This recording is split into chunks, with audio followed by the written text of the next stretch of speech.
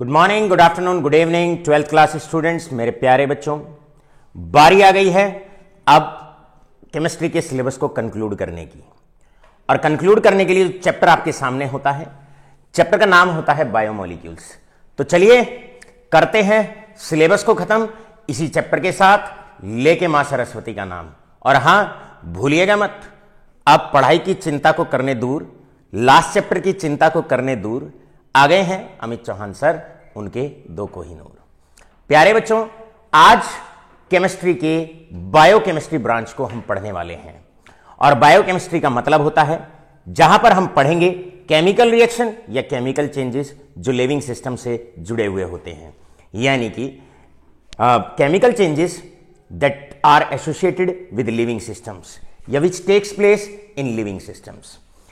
प्यारे बच्चों, बायोकेमिस्ट्री में पढ़ने वाले हैं बायोमोलिक्यूल्स।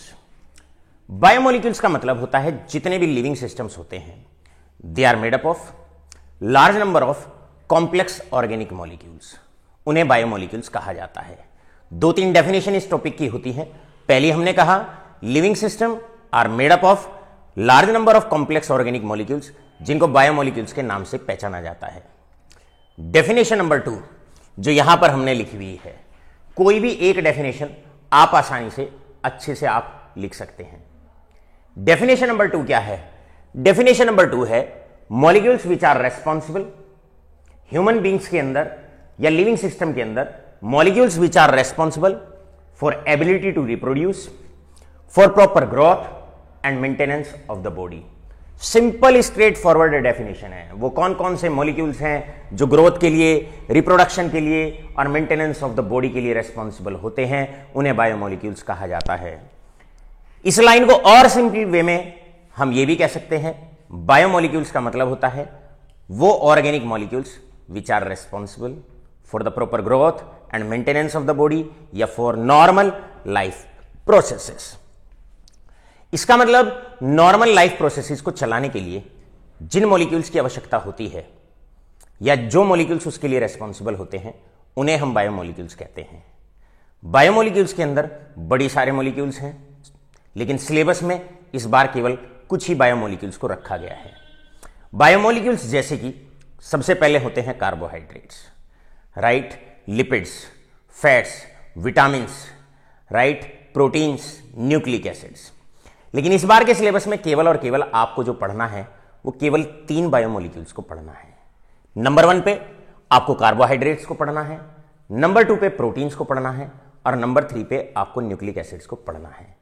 तो चलिए शुरुआत करते हैं पहले कार्बोहाइड्रेट के साथ, राइट। पहले कार्बोहाइड्रेट जानने की कोशिश करते हैं, कार्बोहाइड्रेट का मतलब क्या होता है, what is the meaning of carbohydrate. बच्चों, कार्बोहाइड्रेट की 2 डेफिनेशन है। सबसे पहले ओल्ड व्यू, पुरानी डेफिनेशन, जरा ध्यान से अब हम प्रोनाउंस करेंगे old definition of carbohydrate. Old definition ये कहती है, जैसे कि नाम में ही 2-3 शब्द आ रहे हैं, carbon hydrates, the compounds which are made up of carbon, hydrogen and oxygen only. ये थी पुरानी डेफिनेशन, ऐसे कंपाउंड्स जिसमें सिर्फ और सिर्फ कार्बन है, हाइड्रोजन है और ऑक्सीजन है।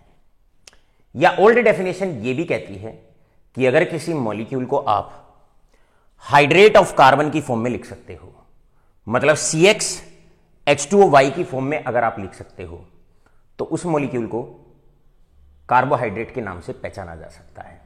एग्जाम्पल जैसे ग्लूकोज है। अब ग्लूकोज को आप C6H12O6, हम उसको इस फॉर्म में लिख सकते हैं। कैसे लिख सकते हैं?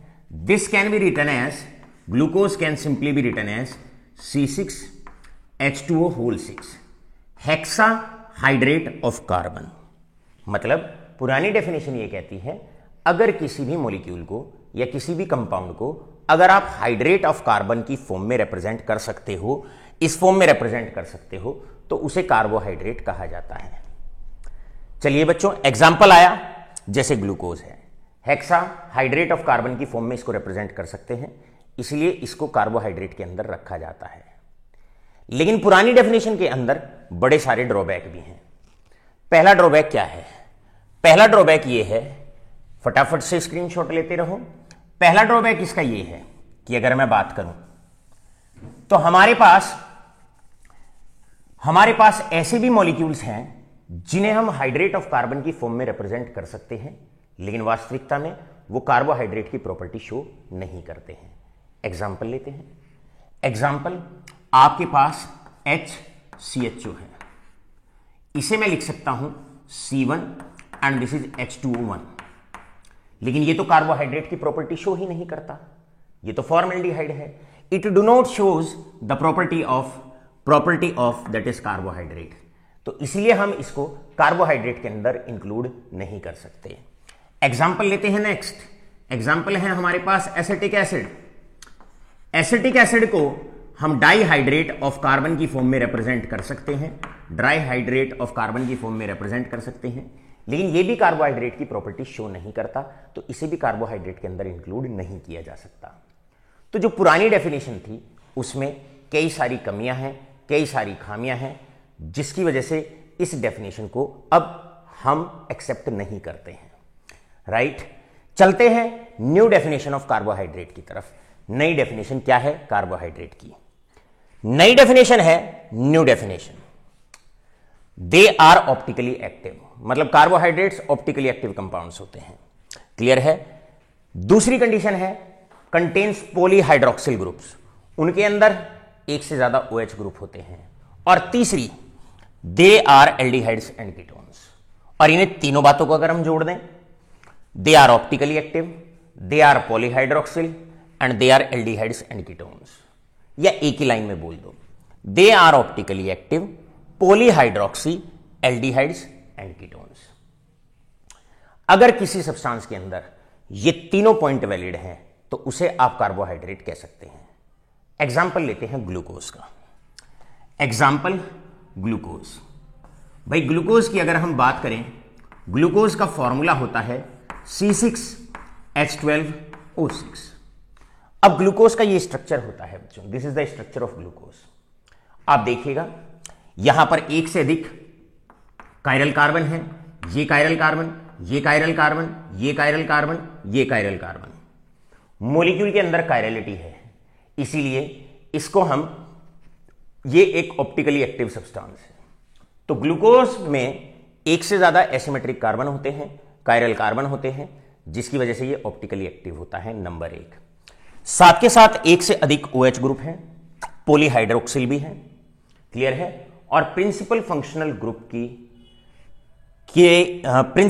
ग्रुप के तौर पर एल्डिहाइड CHO भी यहां पर प्रेजेंट है। तीनों की तीनों कंडीशन ग्लूकोज के अंदर वैलिड होती हैं। ऑप्टिकली एक्टिव भी है क्योंकि एक से ज्यादा कायरल कार्बन है, एक से ज्यादा OH ग्रुप भी है, पॉलीहाइड्रोक्सिल कंपाउंड भी है, और प्रिंसिपल फंक्शनल ग्रुप के तौर पर यहां पर aldehyde as a functional group present है। इसीलिए इसको हम, क्योंकि तीनों पॉइंट्स वैलिड हैं, इसके लिए तीनों कंडीशंस को फॉलो करता है, या हम ये कह सकते हैं सारी की सारी जो कैरेक्टरिस्टिक्स हैं उनको शो करता है, जिसकी वजह से इसको कार्बोहाइड्रेट के अंतर्गत रखा जाता है। बेहतर एग्जाम्पल होते हैं ग्लूकोज है, फ्रक्टोज है, ये सभी कार्बोहाइड्रेट के अंतर्गत आते हैं। आइए बच्चों, अब न्यू डेफिनेशन में एक और पॉइंट को इंक्लूड कर दिया जाता है। ऐसे मॉलिक्यूल जो ऑप्टिकली एक्टिव हैं, जिनमें पॉलीहाइड्रोक्सिल ग्रुप है और जिनमें प्रिंसिपल फंक्शनल ग्रुप के तौर पर एल्डिहाइड या ketone as a functional group present है, उन्हें कार्बोहाइड्रेट कहा जाता है। साथ के साथ उन्हें भी कार्बोहाइड्रेट कहा जाता है ऐसे मॉलिक्यूल्स विच अपॉन हाइड्रोलिसिस, जो हाइड्रोलिसिस पर इस तरह की यूनिट प्रोड्यूस करते हैं। तो यहां पर सेकेंड पॉइंट और इंक्लूड कर देते हैं डेफिनेशन में, और अपॉन हाइड्रोलिसिस, और अपॉन हाइड्रोलिसिस प्रोड्यूसेस सच यूनिट्स, प्रोड्यूसेस सच यूनिट्स।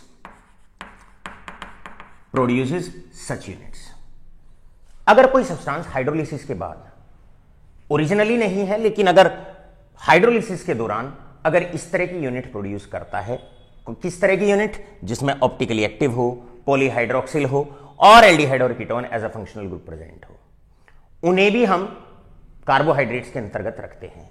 एग्जाम्पल सुक्रोज की बात करते हैं, जिसका फॉर्मूला है C12 H22O11।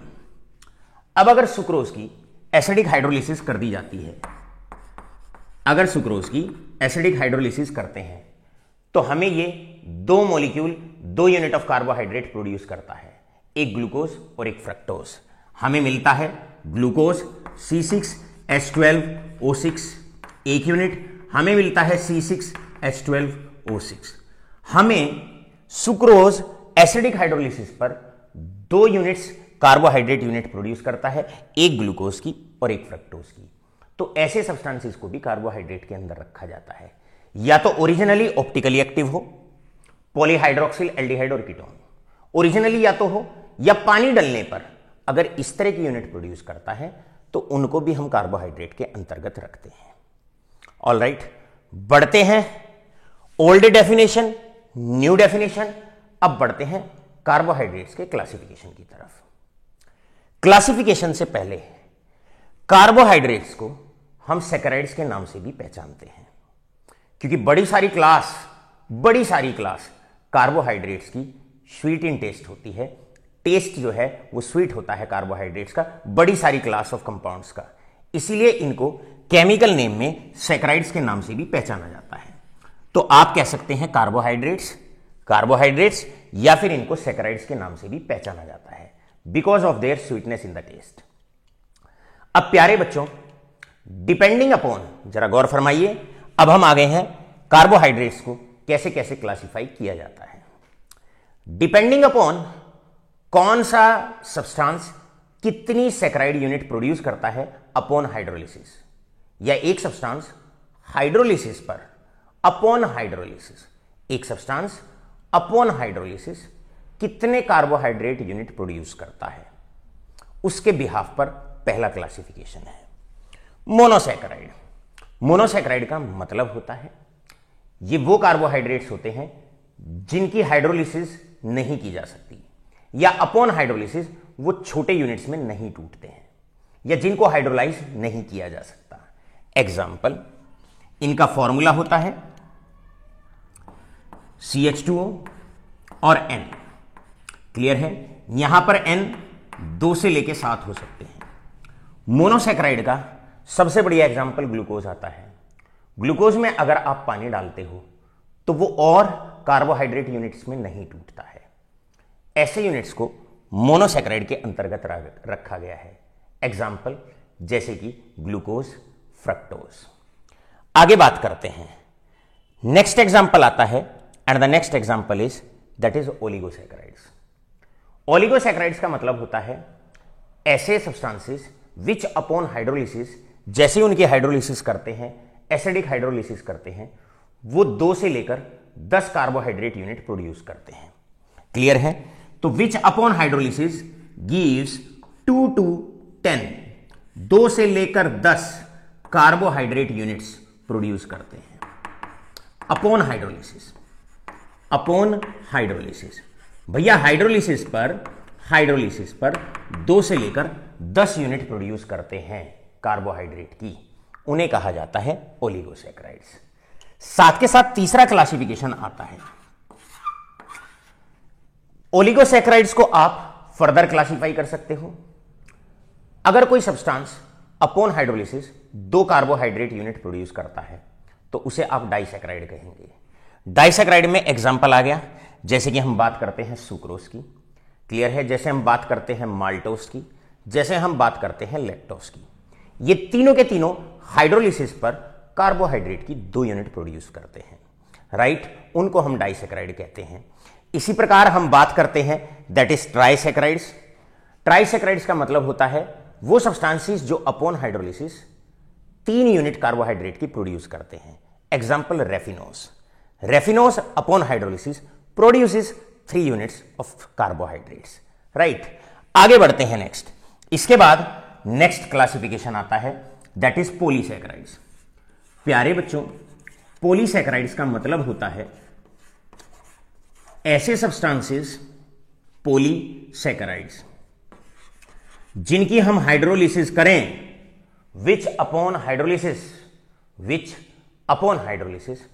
Produces large number of carbohydrate units. यानी कि upon hydrolysis, upon acidic hydrolysis या हाइड्रोलिसिस प्रोड्यूसेस n मॉलिक्यूल्स या n unit of carbohydrates, n unit of carbohydrates. भैया लार्ज नंबर ऑफ यूनिट्स देते हैं। पॉलीसैकेराइड के सबसे बढ़िया एग्जांपल आते हैं जैसे कि स्टार्च, सेल्यूलोज और ग्लाइकोजन। स्टार्च, सेल्यूलोज और ग्लाइकोजन, ये था हाइड्रोलिसिस के बिहाफ पर क्लासिफिकेशन ऑफ कार्बोहाइड्रेट्स। अभी तक बच्चों कार्बोहाइड्रेट की पुरानी डेफिनेशन क्लियर है। अगर किसी भी मॉलिक्यूल को आप हाइड्रेट ऑफ कार्बन की फॉर्म में रिप्रेजेंट कर सकते हो तो उसको कार्बोहाइड्रेट के अंदर रखा जाता था, यह था ओल्ड व्यू। लेकिन हकीकत बात तो यह है कि कार्बन हाइड्रेट बनाता ही नहीं है। क्लियर है, कार्बन हाइड्रेट बनाता ही नहीं है, तो पुरानी डेफिनेशन को फेल कर दिया गया।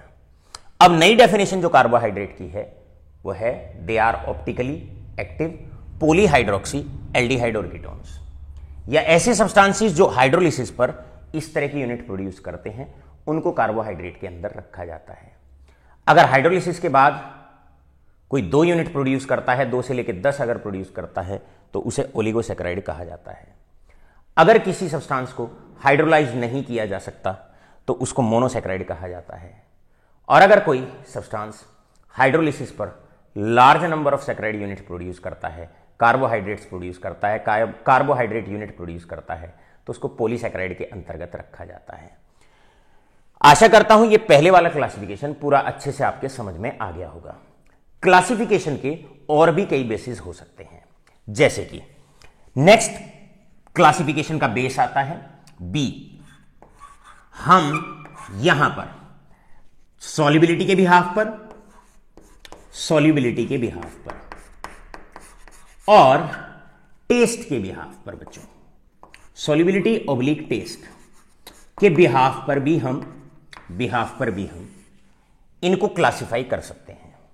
कार्बोहाइड्रेट्स को टेस्ट और सॉल्युबिलिटी के बिहाफ पर, क्लियर है, इनको 2 पार्ट में डिवाइड किया जाता है। कौन कौन से? सबसे पहले कहलाते हैं शुगर्स, सबसे पहले कहलाते हैं शुगर्स। शुगर में उन कार्बोहाइड्रेट्स को रखा गया है, नंबर 1, नोट्स भी बनाते रहो साथ के साथ। शुगर के अंदर उन कार्बोहाइड्रेट्स को रखा गया है जो क्रिस्टलाइन सॉलिड होते हैं, पानी में हाईली सॉल्युबल होते हैं। क्लियर है, जो क्रिस्टलाइन सॉलिड्स हैं, क्लियर, पानी में हाईली सॉल्युबल हैं and they are sweet in taste. उन कार्बोहाइड्रेट को शुगर के नाम से कहा जाता है। जनरली सैकराइड्स या शुगर के नाम से उनको पहचानते हैं। शुगर के अंदर सारे के सारे मोनोसैकेराइड और ओलिगोसैकेराइड्स आते हैं। जितने भी मोनोसैकेराइड और ओलिगोसैकेराइड होते हैं, क्लियर, ये सारे क्रिस्टलाइन सॉलिड्स होते हैं, पानी में सारे लगभग सॉल्युबल होते हैं और सारों का जो टेस्ट होता है स्वीट इन टेस्ट होता है। बारी आती है second part, second classification, second part आता है नॉन शुगर्स का। नॉन शुगर्स, नॉन शुगर्स के अंदर हम सारे अमरफस सॉलिड्स को रखते हैं, या उन कार्बोहाइड्रेट्स को जो अमरफस सॉलिड्स होते हैं, जिनका स्ट्रक्चर अमरफस होता है, जिनके अंदर अमरफस अरेंजमेंट होता है। Number 1। Number 2, they are insoluble in water. Number 3, they are tasteless, जिनमें टेस्ट नहीं होता है। क्लियर है, उन्हें हम नॉन शुगर्स कहते हैं या नॉन सैकराइड के नाम से भी हम उनको पहचान सकते हैं। आशा करते हैं पहला पार्ट, पहला क्लासिफिकेशन बड़े अच्छे से आपके समझ में आ गया होगा। यश, तो प्यारे बच्चों अब आप क्या करें, क्योंकि नोट्स भी आपको साथ साथ, यश, तो आपने क्या करना है, बड़े अच्छे से नोट्स भी साथ साथ बनाने हैं। क्लियर है, लीजिएगा स्क्रीनशॉट।